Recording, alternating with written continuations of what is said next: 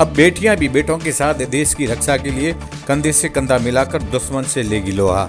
दरअसल हमारे सनातन संस्कृति में नारी को देवी का दर्जा दिया गया है, क्योंकि नारी ने सुख दुख में एक स्थिति में रहकर बिना मन हारे ही वह संघर्ष की धारणा में रही है। आज़ादी के बाद देश में बेटियों ने आत्मनिर्भर होकर उनको दी गई हर जिम्मेदारी को उसी सूझबूझ से निभाती हुई आई है, क्योंकि आज़ादी के समय से महिलाओं को इतने पढ़ने लिखने की छूट नहीं मिलती थी, इनको घूंघट में रहकर ही रहना पड़ता था। लेकिन जब जब उनको कोई जिम्मेदारी दी गई है, उनमें वे हमेशा खरा उतरी हैं। बेटियों ने बहन से माँ तक के रिश्ते से लेकर देश की रक्षा तक की जिम्मेदारी निभाने में सफल रही। केंद्र सरकार की अग्निवीर भर्ती में भारतीय थल सेना में अब बड़ी जिम्मेदारी बेटियों को सौंपी गई है, जिसमें बेटियां अब बेटों के साथ दुश्मन से लोहा लेती नजर आएगी। जिसमें पहले थल सेना में केवल बेटे ही देश की रक्षा कर रहे थे, लेकिन अग्निवीर की घोषणा के बाद बेटियों को देश की सुरक्षा का सुनहरा अवसर प्राप्त हुआ है। एनसीसी कैडेट्स में अपनी भूमिका निभा रही बेटियों का कहना है कि ग्रामीण क्षेत्र से निकलकर जब बेटियां इतनी बड़ी जिम्मेदारी संभालने जा रही हैं, इससे बड़ी बेटियों के लिए कोई जिम्मेदारी नहीं हो सकती, क्योंकि जब बेटियों को देश की सेवा करने का अवसर प्राप्त हुआ, वो हमेशा उन पर खरा उतरी है। अब बेटियों के कंधे पर सबसे बड़ी देश की रक्षा जिम्मेदारी की सौंपी जा रही है, जिसको लेकर बेटियों के हर चेहरे पर खुशी झलक रही है। एनसीसी कैडेट्स छात्राओं का कहना है कि हम गर्व के साथ यह कह सकते हैं कि बेटियां इस जिम्मेदारी को बहुत अच्छे से निभाने में सक्षम रहेगी।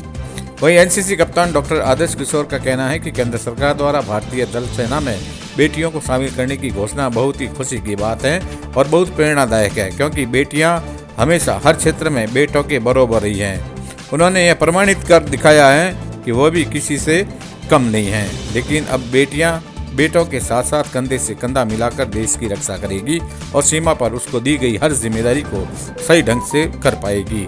इसको लेकर बहुत ही हर्ष व खुशी की बात है। केंद्र सरकार द्वारा ये शुरू की गई योजना से हमें बहुत खुशी हुई है कि आज हम बेटियां भी लड़कों के बराबर देश की सेवा कर सकते हैं।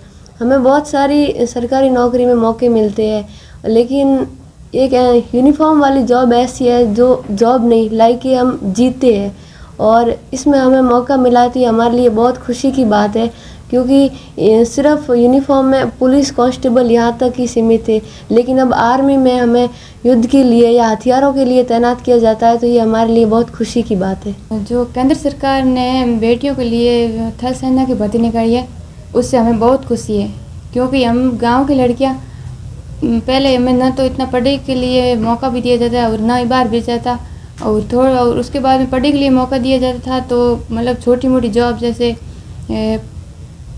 टीचर है, पुलिस है, इनके तक सीमित थी। ना तो इतनी ज़्यादा सोच थी कि देश की सेवा करनी है लड़कियां, और मतलब ये की धारणा बनी हुई होती थी कि लड़कियां कमज़ोर है। बट अब ये केंद्र सरकार ने मौका दे दिया है बेटियों को भी बेटों के बराबर की देश के सेवा करने का। अब लड़कियां किसी से कम नहीं हैं, लड़कों से भी। आज सरकार ने ये जो भर्तियां निकाली है उसमें बेटों के बराबर बेटियों को भी लाने का संदेश दिया है। अब हम गर्व के साथ कहेंगे कि हम लड़कियां किसी से कम नहीं हैं। जब हम गांव की लड़कियां इन अपॉर्चुनिटी को देख के हम बहुत खुश हैं, क्योंकि आज हम एक एनसीसी यूनिफॉर्म में हैं तो कल हम एक बेल्ट के साथ एक आर्मी की यूनिफॉर्म पहनेंगे। बेटियों के लिए बहुत बड़ा अवसर है, और जब जब भी कोई जिम्मेदारी बेटियों को दी गई है तो इस देश में हमेशा उन्होंने अपने पूरे कर्तव्यों के साथ उसको निभाया है।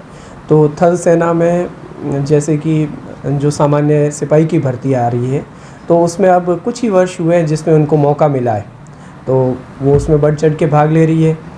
ख़ास तौर पे पहले ऑफिसर की जो भर्तियां हैं वो कई समय से हो रही थी और उनको परमानेंट कमीशन पहले नहीं मिलता था, तो अब परमानेंट कमीशन भी मिलता है। तो चाहे पैरामिलिट्री है, पुलिस है या भारतीय सेना है, सब जगह बेटियों को मौके मिल रहे हैं और बेटियां उसमें अपना 100% दे रही है।